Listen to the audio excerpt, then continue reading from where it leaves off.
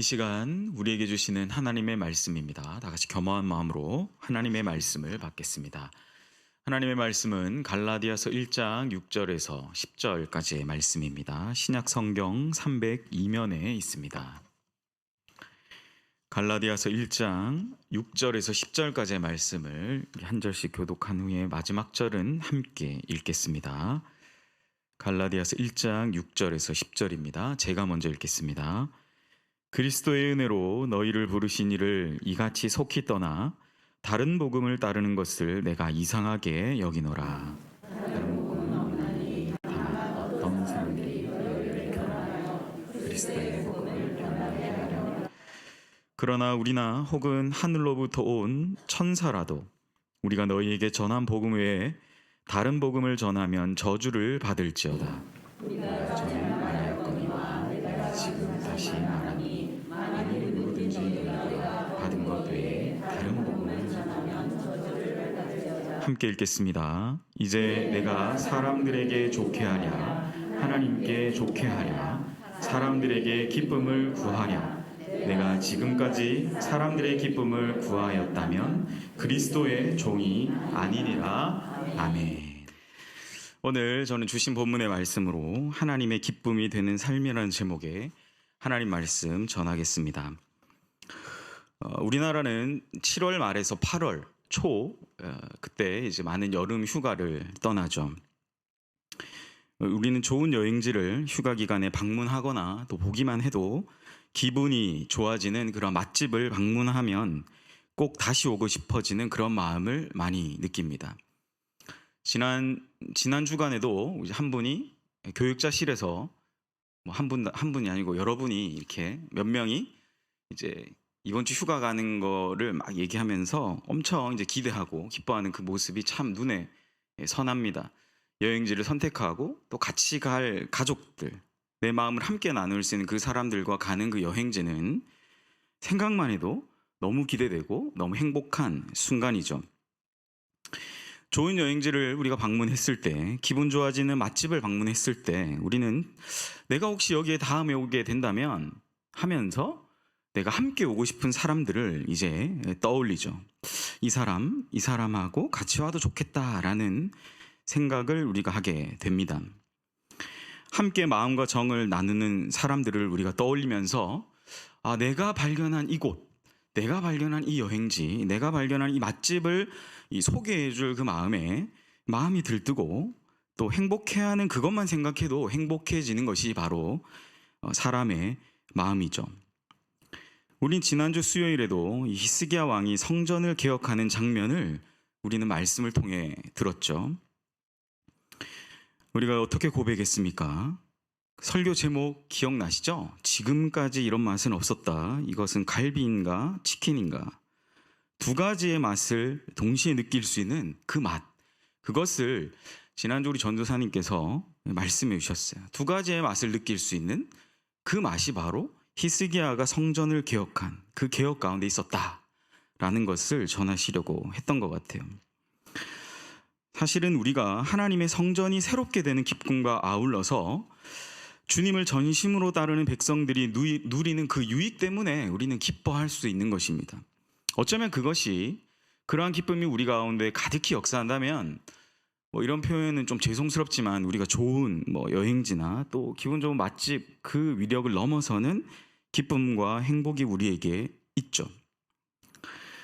사실 이처럼 하나님의 기쁨이 되는 삶은 멀고 먼 낯선 장소에 그냥 우리를 내버려 두시고 그냥 우리 아무 상관없이 내버려 두시는 것이 아니라 우리는 그 기쁨과 행복을 마치 여행지를 방문하고 내 눈으로 좋은 맛집을 탐방하는 것과 같이 우리의 삶에 근처에서 발견하고 또 그것을 함께 나누고 맛보며 누리는 그렇게 살아가는 삶임을 우리는 너무나 잘 알고 있죠. 사실 바울은 오늘 갈라디아서의 말씀을 처음 시작하면서 주 안에서 누린 기쁨을 다시금 고백하면서 오늘 말씀을 사실 시작했었습니다. 바울이 버릇처럼 고백하는 인사한 말이 오늘 본문 앞에서도 사실 기록되어져 있죠. 3절의 말씀입니다. 우리 하나님 아버지와 주 예수 그리스도로부터 은혜와 평강이 있기를 원하노라. 사실 바울이 기록하고 있는 이 은혜와 평강이 너희에게 있기를 원한다. 이 그리스도로 말미암아 하나님 아버지와 그리스도로 말미암는 은혜와 평강은 실제로 헬라식의 인사법이라고 합니다. 은혜와 평강이 있기 원한다. 이런 고백은 헬라식의 인사 표기법이라고 하죠.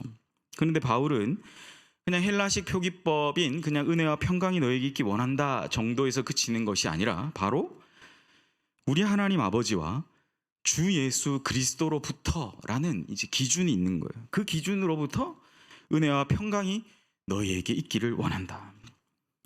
바울은 오늘 편지의 수신자들에게 하나님 아버지와 주 예수 그리스도로부터 주어지는 이 은혜와 평강이 모든 믿는 자들에게 있기를 간절히 바란다고 기록하죠. 이어서 바울은 자신에게 주어진 이 사도직과 자기 자신이 복음으로 말미암아 구원받게 된 은혜가 바로 이 예수 그리스도와 하나님 아버지로부터 말미암았듯이 이 편지를 받는 모든 갈라디아 여러 교회에 있는 사람들에게도 자신이 받은 이 은혜와 평강이 가득하기를 기도하는 거죠. 마치 앞서 제가 말씀드린 것처럼 우리가 좋은 여행지를 방문하고 좋은 맛집을 갈 때 우리 교회에 계신 권사님, 우리 교회 집사님, 우리 교회 장로님을 떠올리면서 우리가 그것을 함께 나누고 싶다라고 고백하는 것과 같이 바울은 이 은혜와 평강이 가득하기를 원하고 있는 거죠. 누구로부터요? 주 예수 그리스도와 또 하나님 아버지로부터 말미암는 그 평강 말입니다.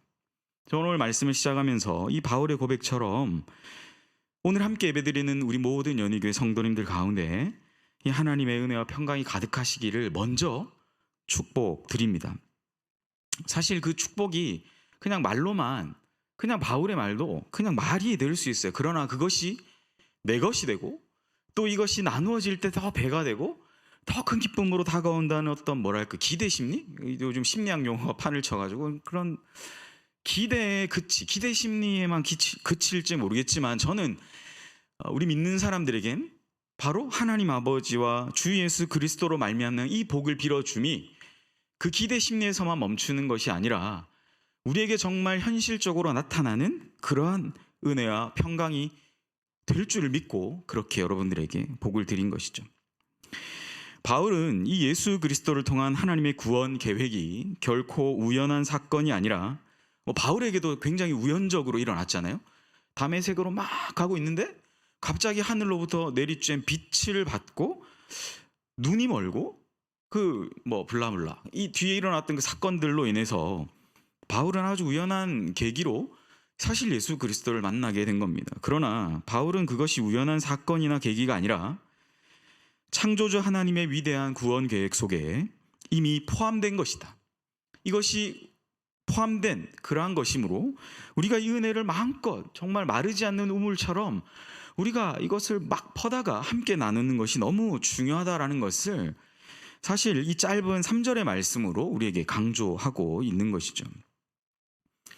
만민의 구원을 위해서 아브라함을 선택하셨고 하나님의 정하신 때가 되었을 때 하나님의 아들을 보내심으로 말미암아 우리 모두가 각자의 구원 계획 가운데 우리의 인생의 시간 가운데서 하나님이 정하신 그때에 그 은혜 속에 우리가 거하면서 살아가는 사람들이다라는 것을 바울은 오늘 우리에게 말씀하고 있는 것입니다.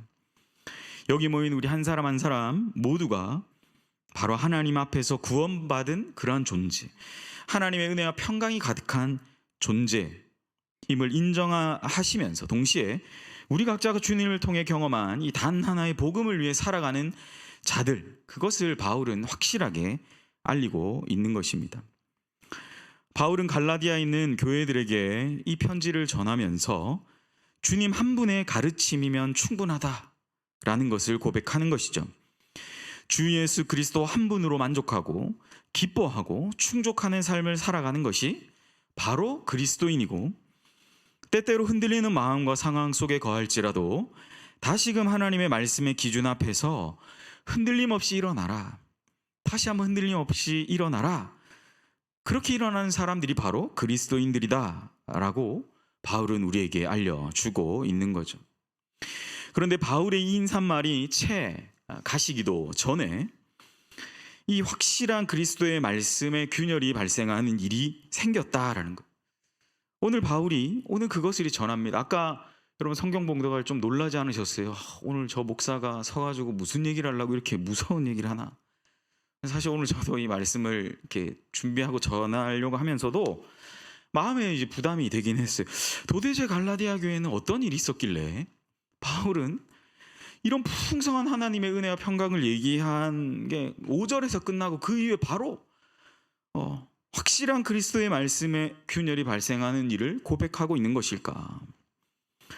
오늘 본문에서는 그것을 무엇이라고 표현하고 있습니까? 6절 말씀이죠.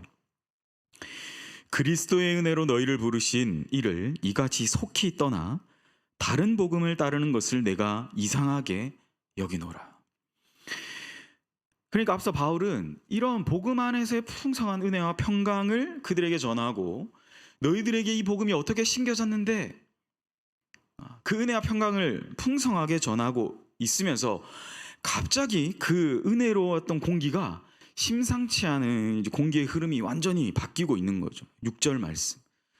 너희가 이 풍성한 그리스도의 은혜로 너희를 부르신 이를 너희가 속히 떠나고 있다. 그런데 속히 떠나는 것에서 그치지 않고 다른 복음을 따르고 있다라는 것을 바울이 사실 갈라디아 교회에 전하고 싶었던 것 같습니다. 그것을 오늘 6절 말씀을 통해서 이 심상치 않은 공기의 흐름을 바울은 전하고 있는 것이죠.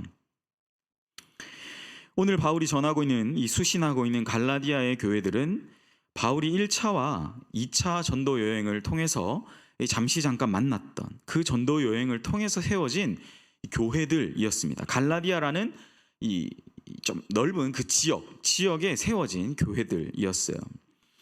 얼마 되지 않는 기간 동안 바울을 통해 복음을 받았지만 그들이 처음 그 복음을 받았을 때에는 분명 주님이 주시는 복음의 기쁨이 넘쳐났습니다. 우리가 처음 주님 만났을 때 우리가 그것 얘기하잖아요. 내가 받은 주님에 대한 이야기들을 막 하면서 복음을 전하려고 하는 그런 움직임이 있죠. 그 복음의 기쁨이 그들 안에 넘쳐났어요. 은혜와 평강이 너희들에게 있기를 원한다. 그 은혜와 풍성이 너희들에게 거하기를 원한다. 그 마르지 않는 샘물과 같은 복을 우리가 마음껏 나누려고 우리는 언제 어디 서든지 그 복음에 대한 이야기들을 하게 되는 거죠. 예수님에 관한 이야기를 하게 되는 것입니다. 그랬던 그들에게 다른 복음을 따르는 이상하고 괴이한 일들이 일어나고 있다라는 보고를 바울이 받고 있는 것입니다. 그 괴이한 일에 대해서 바울은 갈라디아서 3장 1절에 이렇게 기록합니다. 어리석도다 갈라디아 사람들아, 예수 그리스도께서 십자가에 못 박히신 것이 너희 눈앞에 보이거늘 누가 너희를 꾀더냐. 갈라디아 교회 사람들에게는 일어나지 말아야 할 일이 일어난 것이죠. 복음이면 충분합니다 라고 고백했던 그 사람들에게 이젠 복음만으로 충분치 않다라는 어떤 영적인 또 육적인 어떤 기류들이 일어나고 있는 것입니다. 복음이면 충분할 줄 알았는데 그들에게 이 마음을 유혹하고 오늘 이 너희를 꾀더냐 이 3장 1절의 말씀처럼 그들을 유혹하는 그러한 상황이 생기고 있는 것입니다. 마음의 유혹을 당하는 상황, 눈앞에서 그것이 아른아른거리는 거예요. 원래는 너희들 눈앞에 누가 계셨는데 예수 그리스도께서 십자가에 못 박히신 것이 너희 눈앞에 보였는데 너희를 유혹하는 것이 도대체 뭐였길래 이제는 너희가 그것이 아니라 너희가 뭔가에 꿰이고 있는 이것에 넘어가게 되었느냐. 그 유혹에 관한 너희가 왜 유혹을 당했느냐, 그 마음의 유혹을 왜 당했느냐라고 바울은 얘기하는 거예요. 유혹당한 그것이 그들의 눈앞에 이제 어른거립니다. 예수님의 십자가가 더 이상 보이지 않는 것이죠. 사랑하는 성도 여러분, 여러분은 마음의 유혹이 발생하는 상황이 생기시면 여러분은 그것을 어떻게 이겨내십니까? 갈라디아 교회의 상황이 바로 그러했어요. 눈앞에 자꾸 예수님의 십자가가 보이는 게 아니라, 만들어진 십자가가 아니라 이미 그들이 받았던 그 십자가 복음이 흔들리기 시작하는 거죠. 가장 위대한 복음의 사건, 이 정말 죄로 말미암아 억만 죄악 가운데 죽을 수밖에 없는 이 존재가 이제는 그 기쁨, 구원의 기쁨 가운데 잠식되었던 내가 이제는 그것만으로 충분하지 않은 것을 발견하는 그런 유혹의 상황이 그들에게 발생하고 있는 것이죠. 우리가 너무나 잘 알고 있지만 예수님은 40일간 금식하신 후에 마귀에게 시험을 당하는 상황을 직면하셨습니다. 모든 시험의 과정을 어떻게 이겨내셨는지 우리는 말씀을 통해서 잘 알죠. 마귀는 이 세 가지로 유혹했어요. 네가 하나님의 아들이거든 이 돌들이 떡덩이가 되게 해라. 네가 하나님의 아들이거든 뛰어내려 봐라. 그래서 네가 정말 구세주임을 증명해 봐라. 세 번째로 네가 만약 나한테 엎드려서 경배하면 이 모든 것을 내가 너에게 주겠다라는 유혹이었어요. 예수님은 40일간 금식하신 후에 예수님도 인간이셨기 때문에 눈앞에 뭐가 어른거리셨겠어요? 여러분, 인간적인 마음이 어른거리셨을까? 음식이 먹고 싶다. 내가 물 한 모금 못 먹었는데 물이 먹고 싶다. 내가 이 과정을 통과한 후에 정말 이 성부, 내 하나님 아버지께서 내게 주시는 뭔가 영광스러운 일이 있겠지? 뭐 그런 것들이 어른거리지 않았겠어요? 예수님도 눈앞에 예수님도 유혹하는 것들이 어른거리시고, 근데 마귀는 그것을 너무나 얼마나 잘 알았는지 예수님이 딱 먹고 싶었던 그 떡덩이, 처음 시험이 그거였죠. 그리고 하나님이 주실 모든 영광, 그리고 마귀가 그것을 내가 담보하겠다. 너 나랑 싸울 필요가 없어. 그냥 내가 줄게. 내가 네 편이 될게. 라는 유혹이 바로 이 세 가지의 유혹이었습니다. 예수님도 동일하게 당면하신 이 눈앞에 어른거리는 그 상황 가운데에서 예수님은 우리가 어떻게 이겨내셨죠? 우리가 잘 알지만 다 말씀으로 이겨내시잖아요. 그것은 예수님이 하신 말씀이 아니라 구약 성경으로부터 기록되어졌던 하나님의 말씀이셨습니다. 사람이 떡으로만 살 것이 아니고 하나님의 입으로부터 나오는 모든 말씀으로 살 것이다. 주 너의 하나님을 시험하지 말아라. 사탄아 물러가라. 다만 하나님께 경배하고 그를 섬기라. 갈라디아 사람들과 마찬가지로 예수님께서도 눈앞에 어른거리는 이 세 가지의 유혹의 상황을 하나님의 말씀으로 이겨내신 것을 우리는 말씀을 통해 너무나 잘 알죠. 우리 이거 여러분 잘 모르세요? 저도 이 본문까지 설교했고 담임 목사님도 한번 말씀 전하신 것 같아요. 송 목사님도 하신 것 같고 우리는 이 본문 너무나 잘 알죠.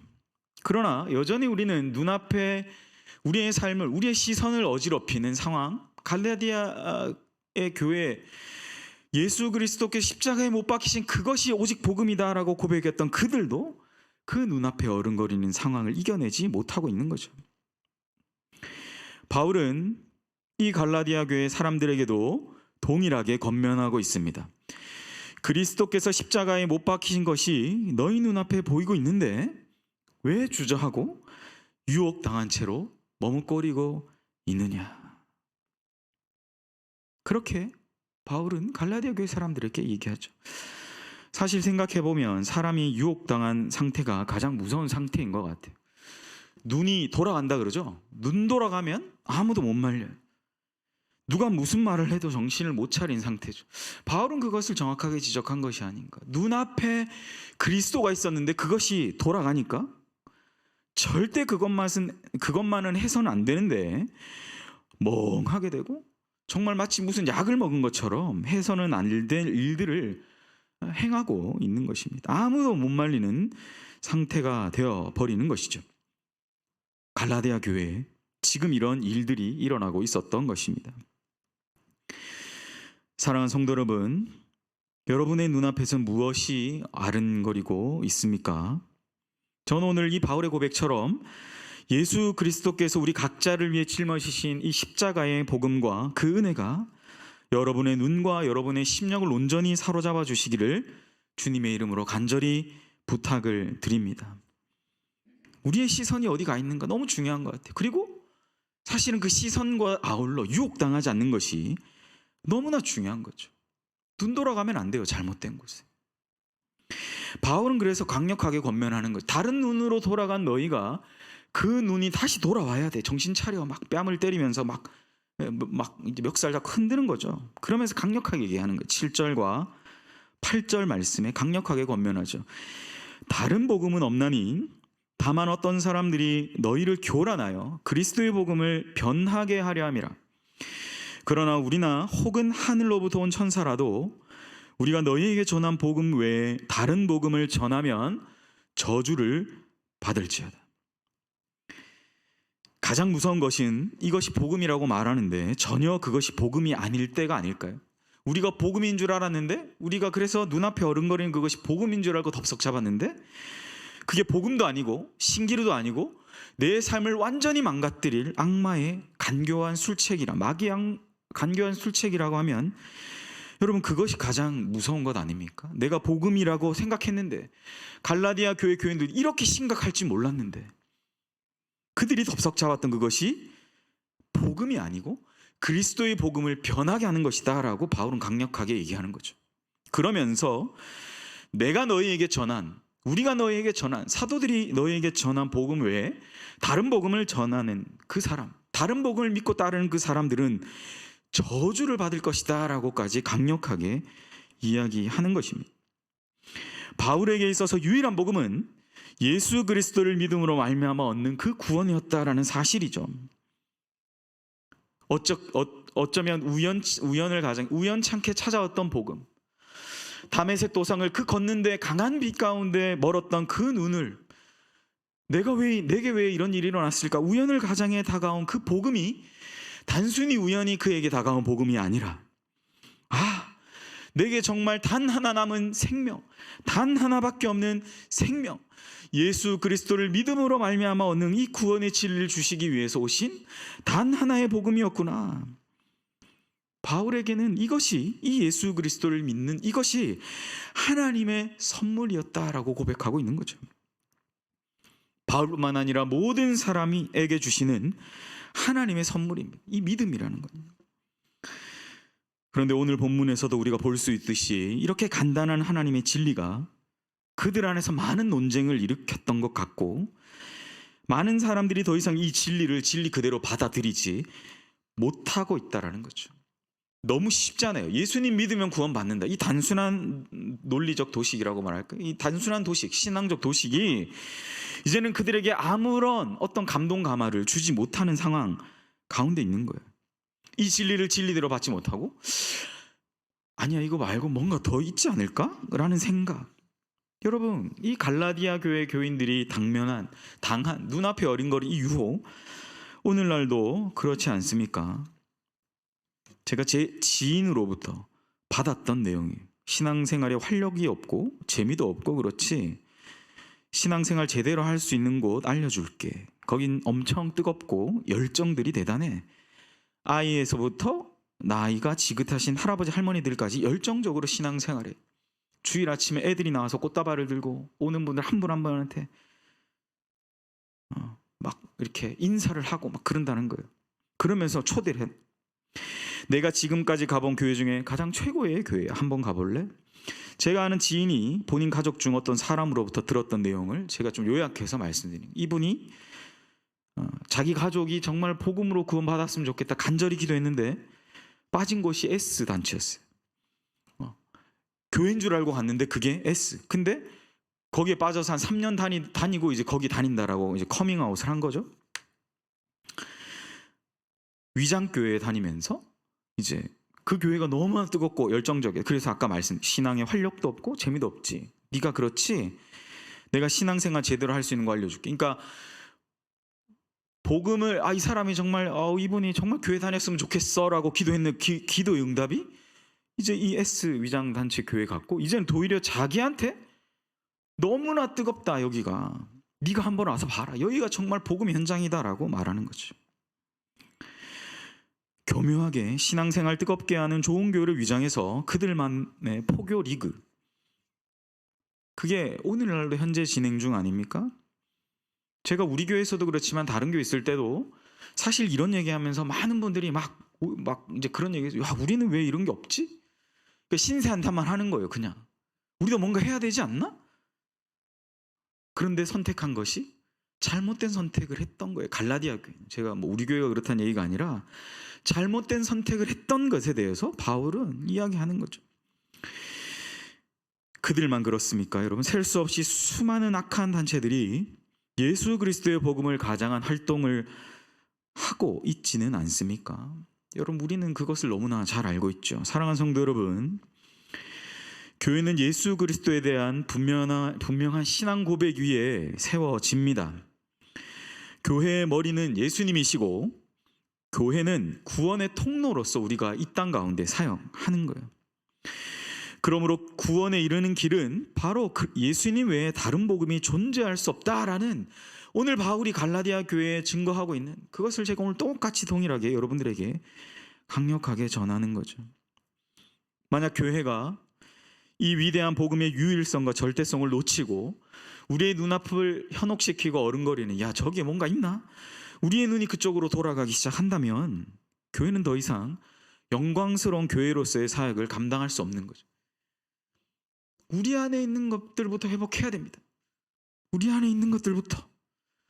우리가 그들을 바라보면서 부러워하고 하는 게 아니라 이제 시간 지나면 끝나요. 거기 이미 다 예견되고 있습니다. 여러분 끝나요.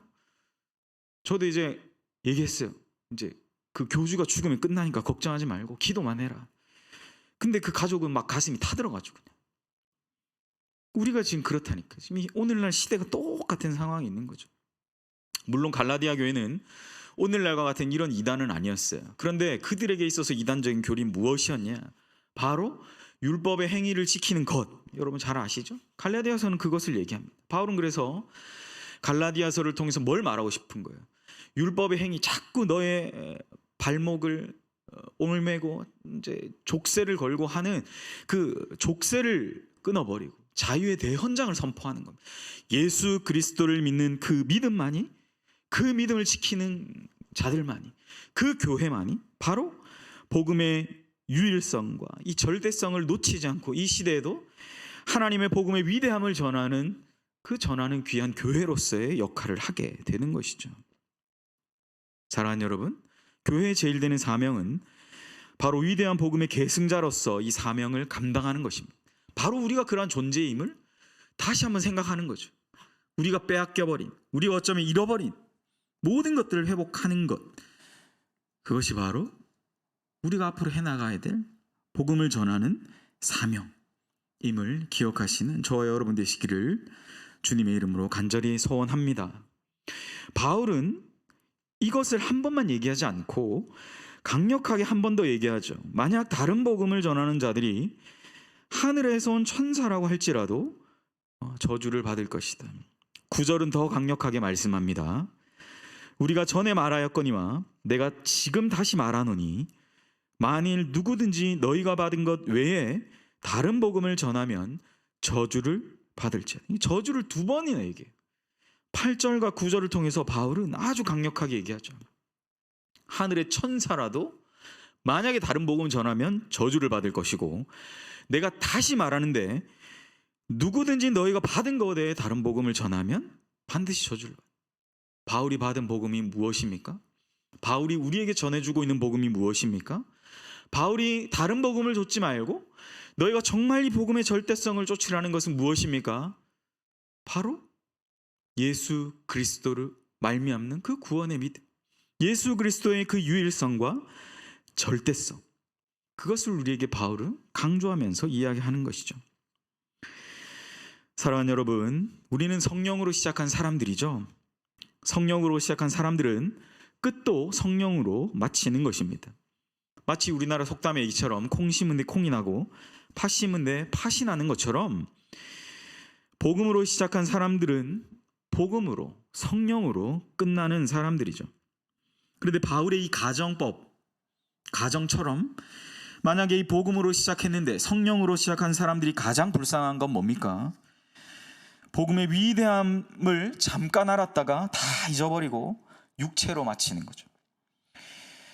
무엇보다 우리는 오늘 바울의 이 권면처럼 우리가 받은 복음이 얼마나 위대한 것인지를 날마다 새롭게 깨달아야 될 것입니다. 복음의 위대함을 깊이 알고 강물과 같은 복음의 은혜에 잠겨서 살아갈 때에 우리는 하나님의 기쁨이 되는 인생이 무엇인지를 알고 그렇게 살아가게 되는 것이죠. 바울은 우리에게 아주 심플한, 우리가 너무나 잘 알고 있었던 아주 심플한 이 얘기를 하는 것이죠. 처음 받았던 복음의 그 은혜와 기쁨으로 살아가라. 예수 그리스도, 그분을 놓치지 말고 그분의 은혜를 붙들고 살아가라. 예수님의 십자가 아니면 안 된다라고 고백했던 그 복음의 깊이를 붙들고 다시금 살아가라. 그것이 바로 하나님의 기쁨이 되는 인생이다라고 바울은 우리에게 오늘 권면하고 있는 것입니다. 말씀을 정리합니다. 우리는 하나님으로부터 보냄을 받은 사람들이죠. 사도라는 헬라어의 뜻이 바로 아포스톨로스라는 말인데, 보냄받은 사람이라는 뜻, 그것이 바로 그 뜻입니다. 우리는 하나님으로부터 보냄받은 사람이죠. 우리를 이 땅에 보내신 분은 바로 하나님이십니다. 그러므로 우리는 보내신 분의 뜻을 쫓아서 살아가야 되죠. 오늘날 많은 사람들은 보내신 분의 마음을 잊어버린 채 다른 존재에게 마음을 빼앗긴 채로 살아가지 않는지 한번 돌아봐야 합니다. 보내신 분의 마음을 기쁘게 하는 하는 것이 바로 삶의 풍요로움과 부요함을 우리에게 주는 것인데도 우리는 그것을 완전히 잊은 채로 살아가지 않는지 생각해 봐야 합니다. 바울 오늘 말씀의 마지막 부분에 그래서 이렇게 얘기하죠. 이제 내가 사람들에게 좋게 하랴, 하나님께 좋게 하랴. 이것은 1장 10절 말씀인데요. 이 말씀은 뭔가 내 뜻을 이루기 위해서 이 말을 하는 고집스러운 말이 아닙니다. 바울은 바로 이 삶의 풍요로움과 내가 받은 이 복음의 절대성을 놓치지 않겠다라는 측면에서 내가 사람들에게 좋게 하지 않겠다. 난 하나님의 뜻을 절대적으로 따르겠다. 왜? 내게 구원의 은혜를 베푸신 분이 바로 주님이시니까. 근데 많은 사람들이 이 말씀도 자기의 권리 주장, 자기의 권리 장전을 위해서 이 말씀을 사용하죠. 내가 하나님께 좋게 하랴, 하나님께 좋게 하랴. 그러면서 마치 자기의 뜻이 하나님의 뜻인 것처럼 할 때 이 얘기를 해요. 근데 전혀 그런 뜻이 아니거든요, 여러분. 그 얘기가 아니에요. 바울이 오늘 이 얘기를 전하면서 결단하는 것은 바로 우리에게 처음 주셨던 예수 그리스도 그 십자가의 은혜, 그 기쁨을 다시 회복하라라는 말씀으로 오늘 이 말씀을 주신 것입니다. 이제 내가 사람들에게 좋게 하랴, 하나님께 좋게 하랴, 사람들에게 기쁨을 구하랴. 내가 지금까지 사람들의 기쁨을 구하였다면 그리스도의 종이 아니니라. 바울은 이렇게 말하죠. 내가 사람의 기쁨을 구하기 위해서 십자가 다 내팽개쳐버리고 내 눈앞에 어른거리는 것을 쫓아가는, 그렇게 사람을 기쁘시게 하는 삶을 살 것인지 하나님을 기쁘시게 할 것인지 분명하게 할 것을 촉구하고 있는 것이죠. 사랑하는 여러분, 우리의 삶의 목적은 하나님을 기쁘시게 하는 것입니다. 많은 교회들이 그 슬로건을 달죠. 하나님을 기쁘시게, 이웃을 행복하게. 우리는 우리의 삶의 목적이 하나님을 기쁘시게 하는 것이라고 고백합니다. 또한 하나님을 기쁘시게 하면서 그분을 영화롭게 하는 것이라고, 그러한 삶이라고 우리는 이야기합니다. 오늘 바울이 고백하고 있는 것처럼, 우리가 웨스트민스터 신앙 고백서를 통해서 고백하고 있는 것처럼, 우리는 거짓된 신화로부터 교회를 지키고 예수 그리스도의 십자가 복음을 땅끝까지, 우리가 충만하여서 땅끝까지 전하는 주님의 증인의 삶을 살아가는 자들임을 기억하시는 우리 모든 연희교회 성도님들 되시기를 간절히 소망합니다.